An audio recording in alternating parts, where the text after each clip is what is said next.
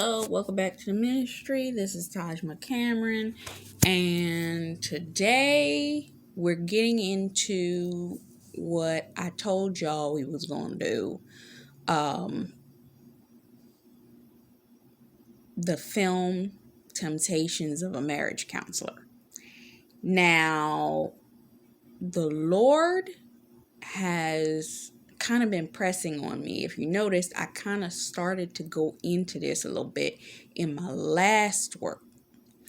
And in that, I was talking about people trying to manipulate to get into your situation. Okay? And that's all part of what we're talking about.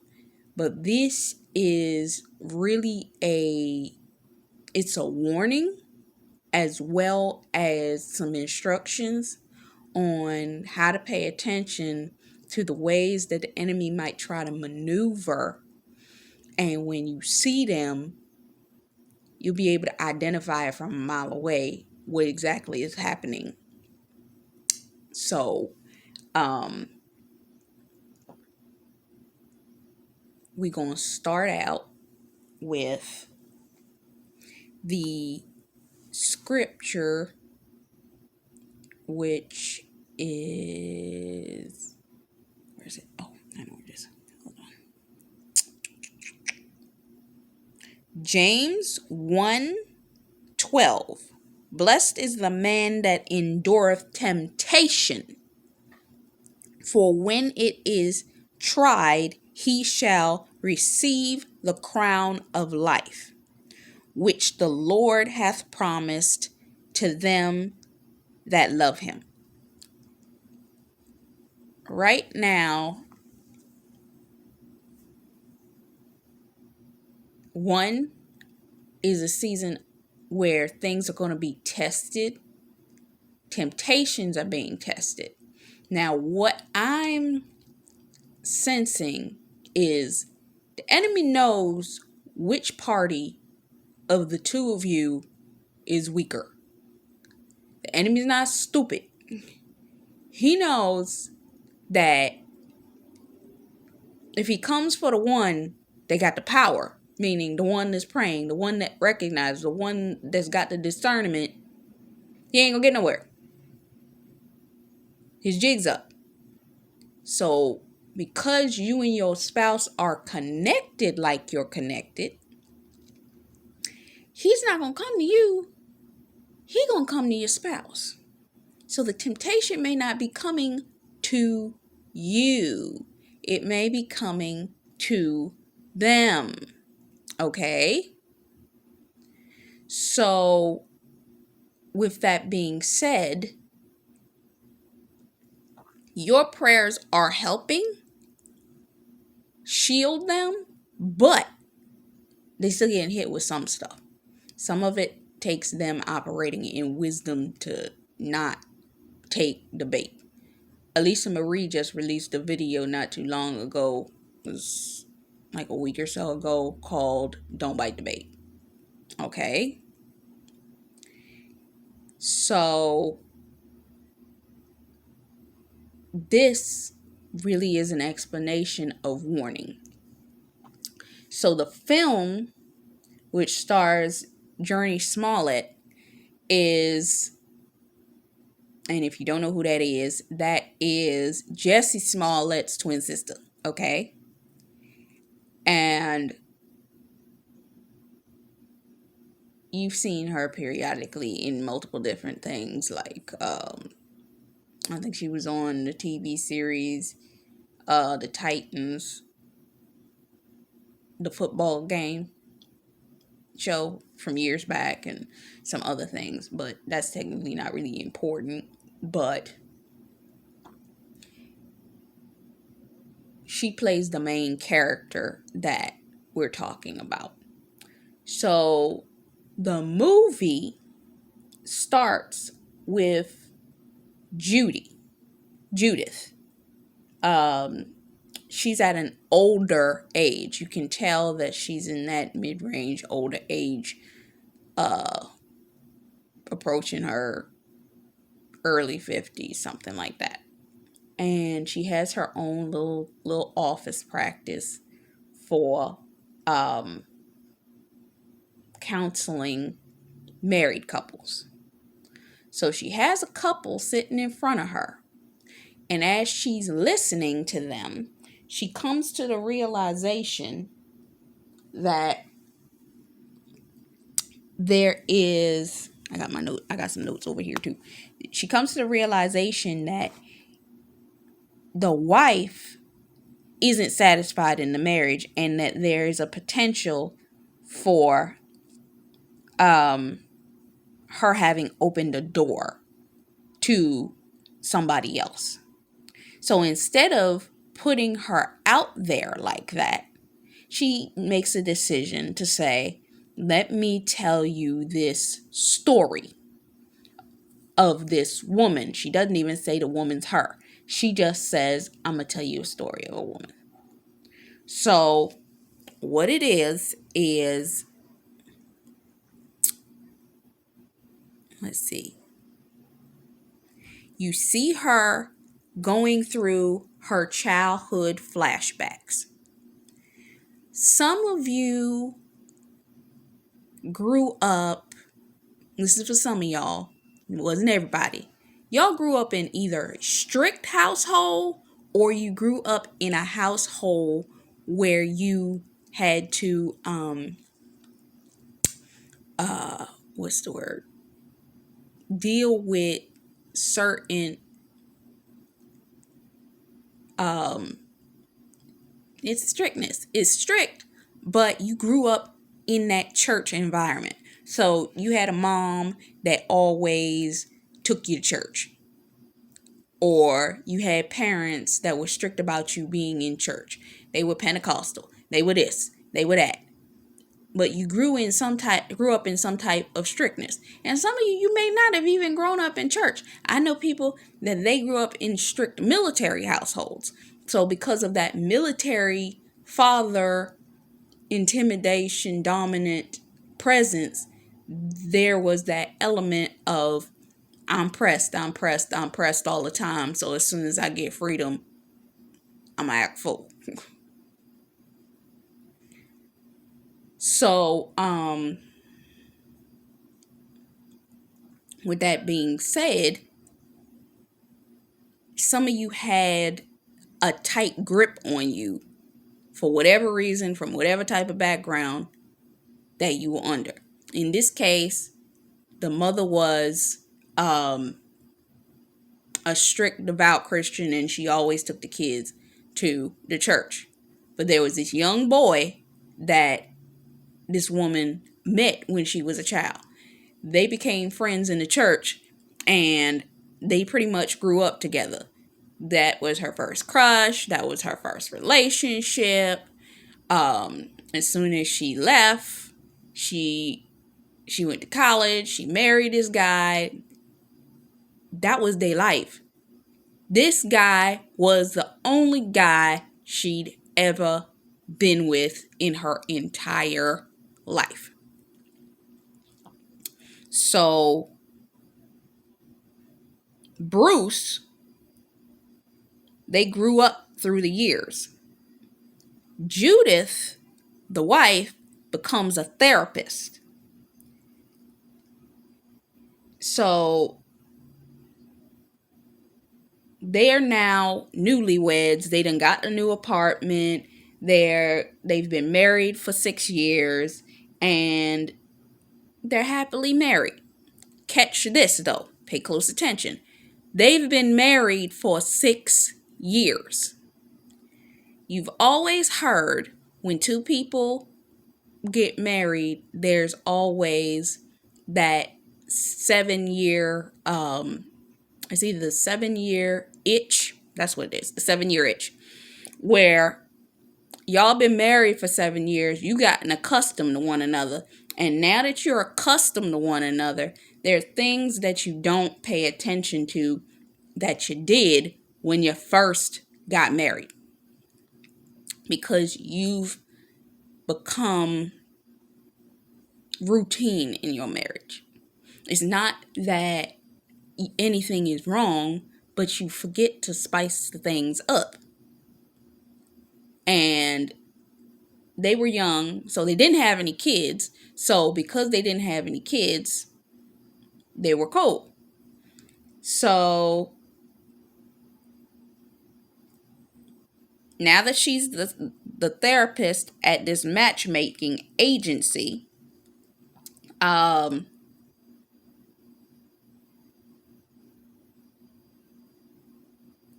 they end up going out to celebrate.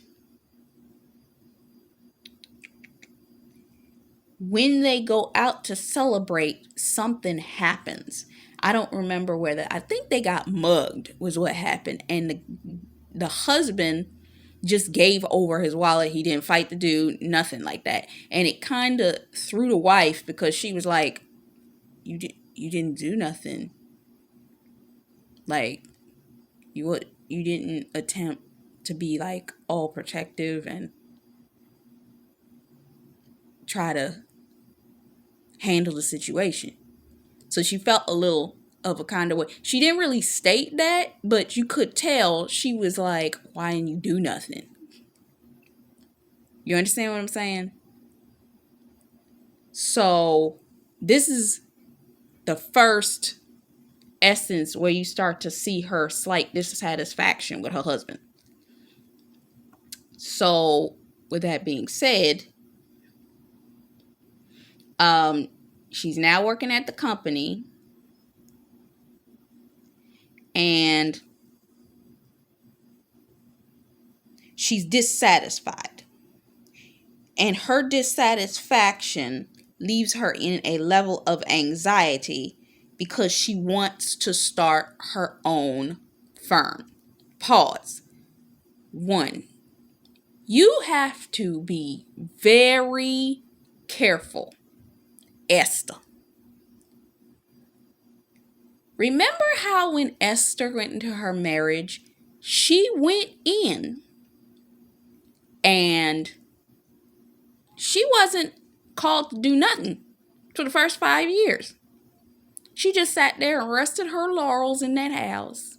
It wasn't until Mordecai came and got her and said, such time as this, I need you to do X, Y, Z. But she was in that house, always waiting for Xerxes to call upon her to do or say or conversate or do what they do when they do what they do. Why am I mentioning this? Some of y'all gonna have to be really careful when you get into your marriage. Why? Because some of you, the assignment that you're gonna have is gonna be real mundane in the beginning. Not because God don't want to use you. He does want to use you. But there's a timing for everything. How much have we been talking about timing? Timing is extremely important. Okay?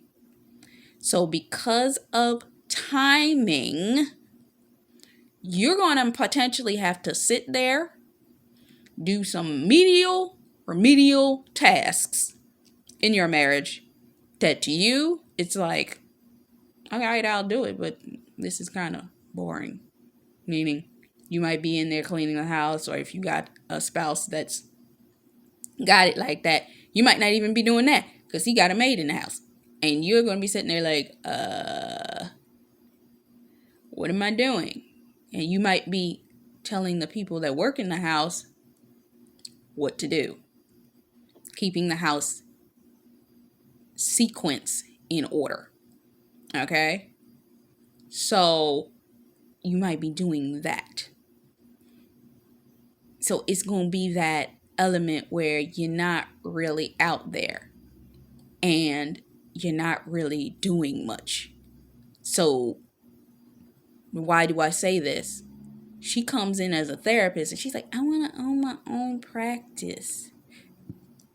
And Bruce, her husband, who's working his job, he's a pharmacist tech. He's listening to her, but he ain't listening to her. You know how when you're in a relationship with somebody, you kind of want the person to turn and look at you when you have a conversation with them, but he's sitting there working on something on the computer and glancing at her every once in a couple of minutes while she's talking. So, strike one. Actually, that's strike two. And he's giving her advice. It's not that he's not giving her advice. It's the fact that he's not giving her what she needs. Pause. Remember, I talked about the book, The 5 Love Languages? In it, it was a couple that was dealing with this. The husband was giving the wife advice every time she talked to him. Men don't think like we do. Men, they're like, okay, I see the problem. I observe the problem. Let me deal with the problem. She said, I want to be a marriage counselor. He said, right now isn't the time for you to do that. Not because he's trying to be mean. It's just that, one, they're financially not in the place to be able to rent out an office, to be able to do all that kind of stuff. He's just getting a job. She just got a job. When is she going to have time to do this? So he's thinking practicality towards what they have to tend to with where they are. Practically. But she like, I want this. In temptation, in the 5 love languages, the counselor said in the 5 love languages, the problem wasn't the fact that she wanted an answer to resolve the problem. The problem was the fact that she wanted to be acknowledged for her frustration. Her husband wasn't acknowledging her frustration. He was just telling her what she should do.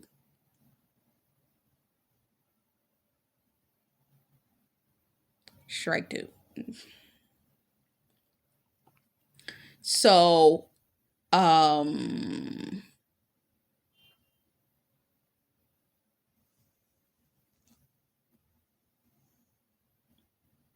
she's at the job and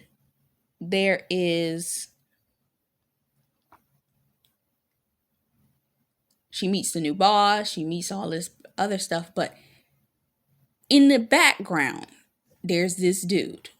You see him when he comes in, but he's part of the background right now. She's in the main forefront because she's getting questions, she's learning her job. But if you notice, there's this dude, he in the back. He ever so slightly paying attention in the back. You see him watching from a distance as she's coming in. He's conversating, but you see his eyes are going to her. Like, who's she? Because she's a gorgeous woman. But he like, who is she? I was watching a video from Elisa Marie called The Forbidden Love. In it, it talks about kingdom marriage, but it talks about the man that you're supposed to be with versus a man that's observing you. Servant of God did a video a while back. I can't think of the name of it off the top of my head. That was called, what was that video called? It was something about the person is lurking. And in it, I think it's called The Counterfeit is Lurking.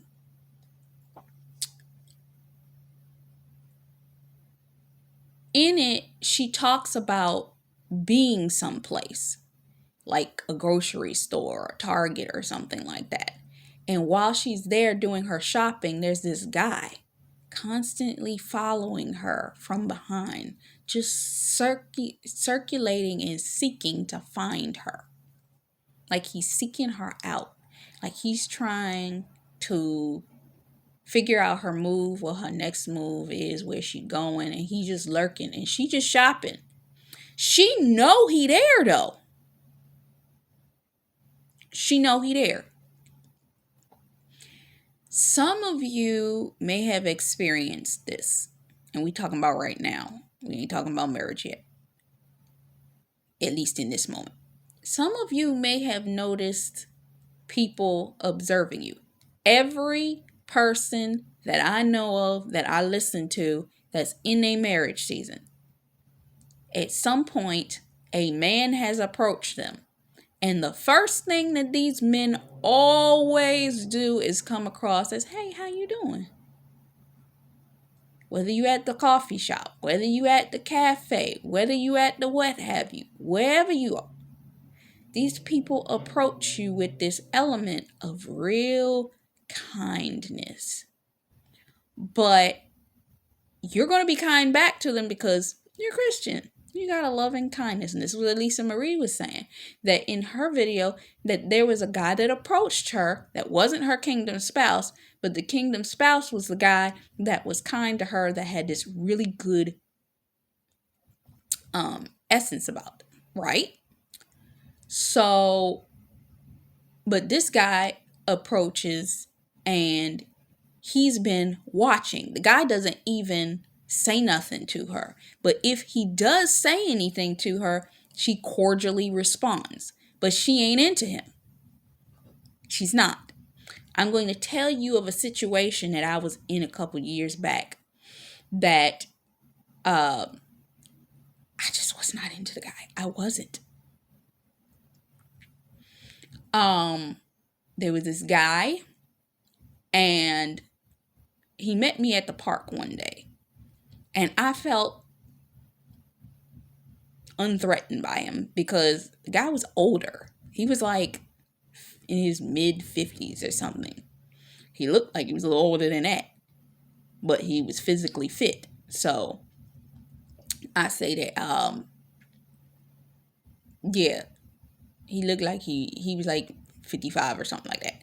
But, and when I say physically fit, he was like mid-range physically fit. And we used to always end up sitting on the bench having conversations about God. So to me, it was a very unassuming conversation. Wasn't nothing wrong with it, blah, blah, blah, blah. He used to be a security guard. He used to da-da-da-da. We used to just talk.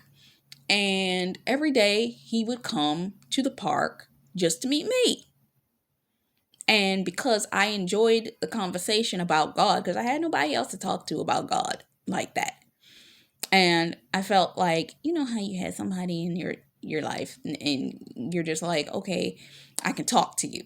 And it wasn't about talking to him about my life. It was about talking to him about God. He felt unassuming. He felt like non-threatening. The Lord gave me a dream about a person coming to me that appeared like a savior, like a police officer. And the fact that he told me that he was a security guard lined up with his dream. But in the dream, that person attacked me when I was trying to get away from somebody that had just physically attacked me. So I'm like, what is this? Anyway, I ignored it. I ended up talking to this guy, finding out that he was a business person. He loved business. At the time, I was going to these business events. So he always saw me in my shorts and my t-shirt because I was sitting in the park with my book bag out there with my Bible. He ain't never seen me anywhere else. But we ended up talking about business and certain business things that he did. And I gave him a strategy one day. But after that, I was like, yo, you into business. There's this group I go to that's a meetup. You want to go with me? And it wasn't the fact that I wanted to date dude. I didn't want to date him. I wasn't interested in dating him. I wanted, to be honest with you, I just wanted to ride to go to the event. I just wanted to ride. I wasn't thinking about him. Not like that. Because remember, we just talk about God all the time. So I'm not thinking about him at all like this, period. And so we go to the business event and I get dressed. I put on my dress for the event. I get my hair right, so on and so forth. I'm happy for the environment of being around, able to be around a bunch of business people because It was like crickets where I lived at. And I couldn't talk about none of the stuff business wise that I love talking about. So I was like, let me just go to this event. And I told him to meet, I think I ended up having him meet me there. So I went and he met me later. And he was like, what color you wearing? And I should have known when he started asking me questions like, what color you wearing? And this, that, and that he was trying to do something. But let me tell you, I'm a non-dater. I don't date. I don't go out like that. So this was just going over my head.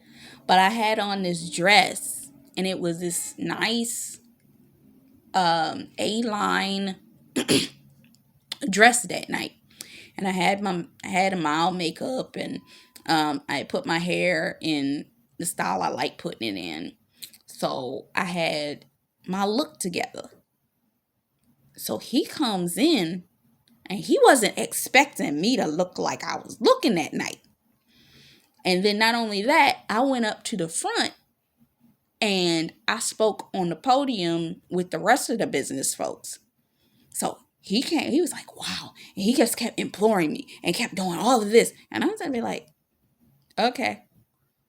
I was there to mix and mingle and get networking connections. I was not thinking about this man whatsoever. And the reason I invited him was for him to get network connections for what he was doing. I was not interested in this man at all.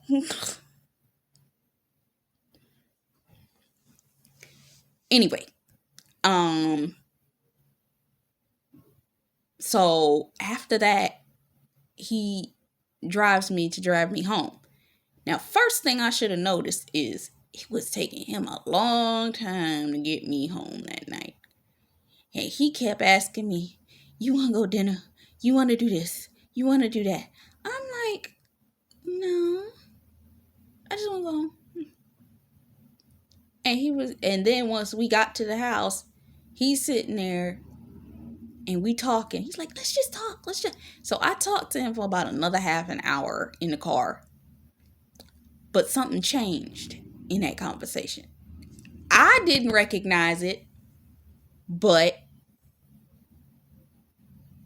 he was starting to get attracted to me in a way that I wasn't familiar with. And because I don't date,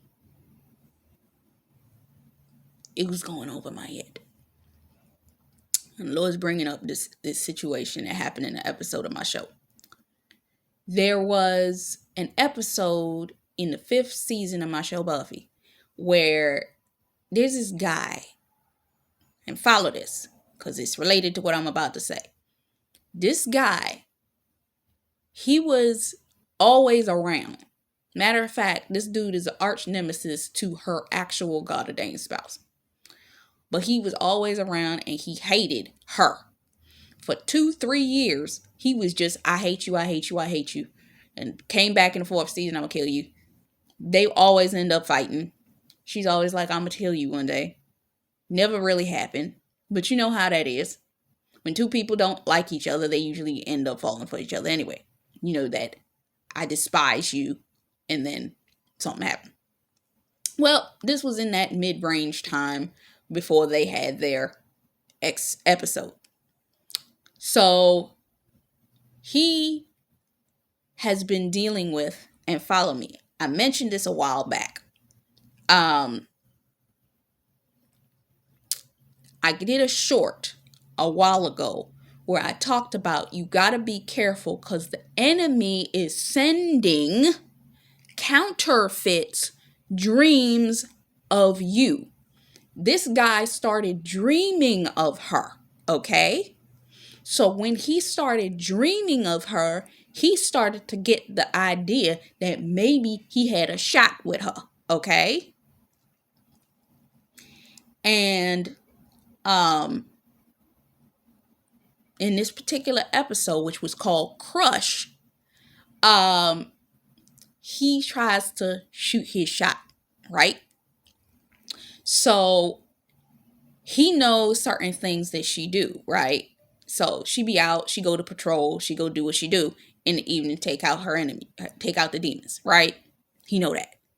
And her look has changed anyway. She's got this nice, beautiful, luxurious, loosely curled hair. She got her lipstick. She be wearing her hoop earrings. She got her look together. For me, when I used to do straight hair, that was my look. I would do straight. I would do hoop earrings, red lip. That was my look. She had on her leather jacket. She had on her pretty much cool fighting clothes. He comes to the house and he's like, "Oh, I got a lead on that thing that she was looking for. So come with me and we're gonna go and check it out." Now to him, this is his effort to, hang out with her. Because she wasn't gonna hang out with him. She don't do hanging out with him. They patrol together at the most. But other than that, so they sitting in the car and he turned the music on and she looking at him like, "So what are we doing?" And he's like, "We waiting on to see if the demon gonna show up." And she looking at him like, "What are we doing?" And then all of a sudden, he's sitting there drinking out of his flask because he drank liquor. And he turned around and be like, "You want some?" And she like, "No." Excuse me, ew. And then she thinks that she sees movement and he's like, "Yeah, I think I see it too." So they go in and they start wandering around the place and it's like, "It's nothing here." And she peeped immediately, "Ain't nothing here. Ain't nothing going on here." Then she turned around and she's like, "Wait a minute. We sitting in the car. You offer me a drink. Bro, is this a date to you?" Like, for real, is this a date to you? And he's like, "Date? What you mean date?" And then she's like, "Oh my goodness. You think this is a date?"